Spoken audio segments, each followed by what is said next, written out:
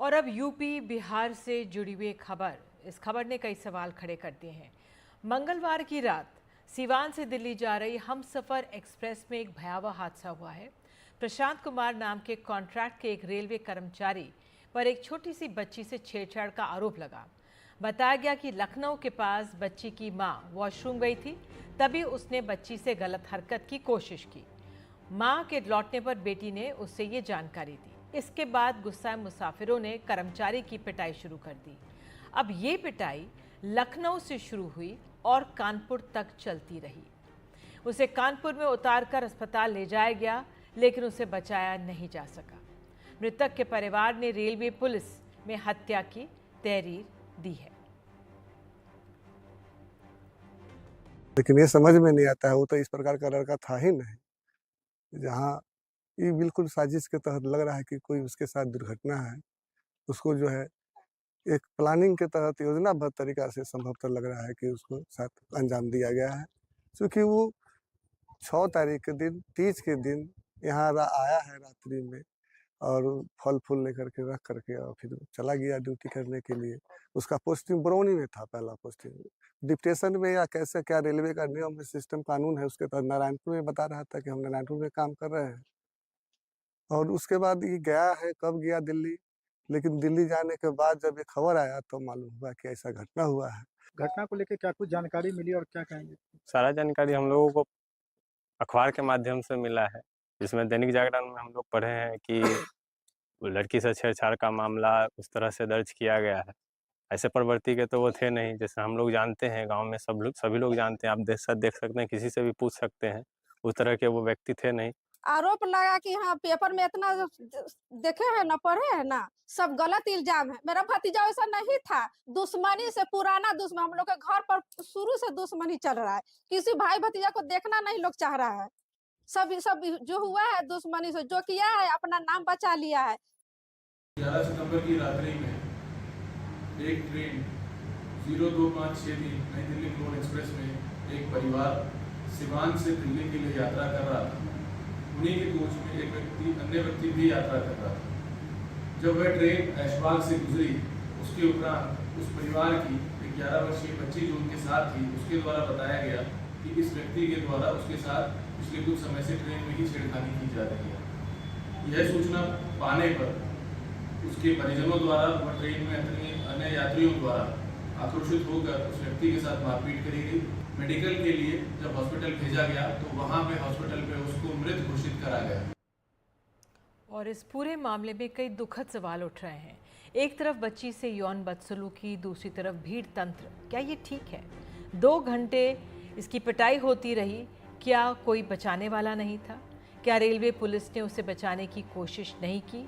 क्या ये हमारे ट्रेनों की हालत है, जिसमें सफ़र करने वाले लोग बिल्कुल अमानवीय माहौल के आदी होते जा रहे हैं?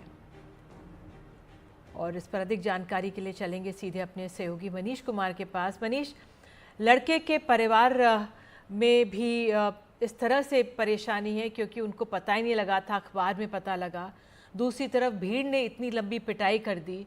ये एक पूरा ऐसा मामला है जिसने हमारे समाज पर ही कई सवाल खड़े कर दिए और रेलवे में सुरक्षा का भी सवाल खड़ा कर दिया है। वहाँ पर किस तरह की चर्चा हो रही है इस पूरे मामले को लेकर? देखिए, जो मृतक रेलवे कर्मी है वो ग्रुप डी का कर्मचारी था और वो उस ट्रेन में उसकी ड्यूटी लगी हुई थी।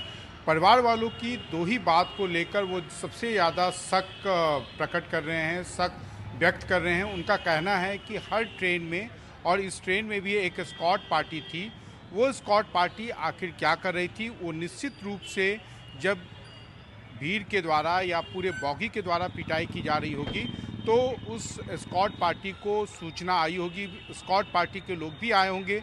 अगर नहीं आए तो क्यों नहीं आए? अगर वो थे तो आखिर इस तरीके से 80 किलोमीटर तक उसकी पिटाई कैसे होती रही? क्योंकि ये जो 80 किलोमीटर तक की पिटाई है, क्योंकि उसे लखनऊ के पास ये घटना के बारे में बताया जा रहा है और कानपुर में उसे घायल अवस्था में उतारा गया है। घायल उसके खिलाफ में प्राथमिकी दर्ज की गई है, उसके बाद उसे अस्पताल में भर्ती कराया गया है। तो एक तो उनकी जो स्क्वाड पार्टी है, जो जीआरपी की टीम होती है, आरपीएफ की भी जो टीम होती है, आखिर उसकी भूमिका पर वो सवाल उठा रहे हैं। दूसरा उनका कहना है कि ठीक है, उसका वैसी कोई प्रकृति का आदमी नहीं था, कोई उसका आपराधिक इतिहास नहीं रहा है और वो इस बात को मानने से इनकार कर रहे हैं। उन्हें लग रहा है कि कोई ना कोई दूसरी साजिश के तहत उसे निशाना बनाया गया और उसके बाद पीटते पीटते उसकी हत्या कर दी गई। उन्होंने कहा कि वो शायद अस्पताल जाने के पहले ही उसकी मौत भी हो गई हो।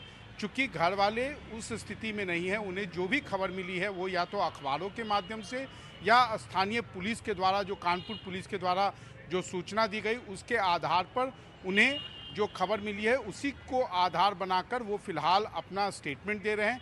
लेकिन निश्चित रूप से परिवार वाले इस बात पर विश्वास नहीं कर पा रहे हैं कि भीड़ ने केवल छेड़खानी के आरोप में 80 किलोमीटर तक वो पिटाई करते रहे और उस चलती ट्रेन में जो भी जीआरपी या आरपीएफ के जवान थे वो मूक दर्शक बनकर देखते रहे। निधि, बिल्कुल बहुत दुखद है। पल्लव मिश्रा भी हमारे साथ है। पल्लव, ऐसे में जो ट्रेन में सुरक्षा कर्मी होते हैं, जो इंतज़ाम रखते हैं, वो क्या नहीं थे? ये भी बहुत गंभीर सवाल है क्योंकि ट्रेन को एक तरह से सुरक्षित माना जाता है। इस तरह की हम भीड़ तंत्र सड़कों पर देख लेते हैं, लेकिन ट्रेन में हुआ ये अपने आप में बहुत गंभीर है।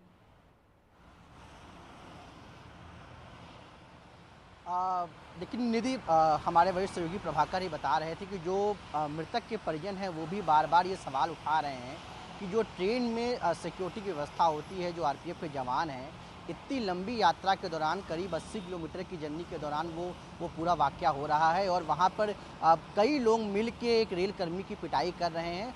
तो उस वक्त वो कहाँ थे? तो ये बड़ा सवाल बार बार उठता है कि जब हर बोगी में सुरक्षा के इंतजाम होते हैं तो इतनी बड़ी घटना के दौरान वो लोग कहाँ थे? क्या उनको पता नहीं था? अगर थे तो वो क्या कर रहे थे? ऐसे तमाम सवाल हैं वो उठ रहे हैं और सबसे अहम सवाल ये है कि जो पूरा मसला है कि सिर्फ जो छेड़खानी की बात सामने आ रही है उसको लेकर जिस तरीके से ये किया गया है, तो भीड़ तंत्र की जो बात बार बार उठती रहती है कि सड़क पर तो हमने देखा ही, अब रेल डिब्बों के अंदर अगर इस तरह की जो घटनाएं होंगी तो वाकई जो लोग रेल में यात्रा करते हैं उनको अपनी सुरक्षा को लेकर बार बार सवाल उठेगा, वो अपनी सुरक्षा को लेकर बार बार चिंता महसूस करेंगे। ऐसे में बार बार जो तमाम सुरक्षा के जो वादे, जो बातें, बड़ी बड़ी बातें की जाती हैं, उसको लेकर इस पूरी घटना ने सवाल उठा दिया है। निधि, आपने भी ये जानकारी दी। देखते हैं कि आधिकारिक तौर पर क्या रेलवे की तरफ से इस पर कोई जानकारी मिलती है कि नहीं। और अपने आप में बहुत दुखद है जिस तरह से भीड़ तंत्र ये देखा गया और बच्ची के साथ एक बार फिर बदसलूकी, ये भी अपने आप में चिंताजनक है। लेकिन फिलहाल आप जुड़े, आप दोनों, इसके लिए धन्यवाद।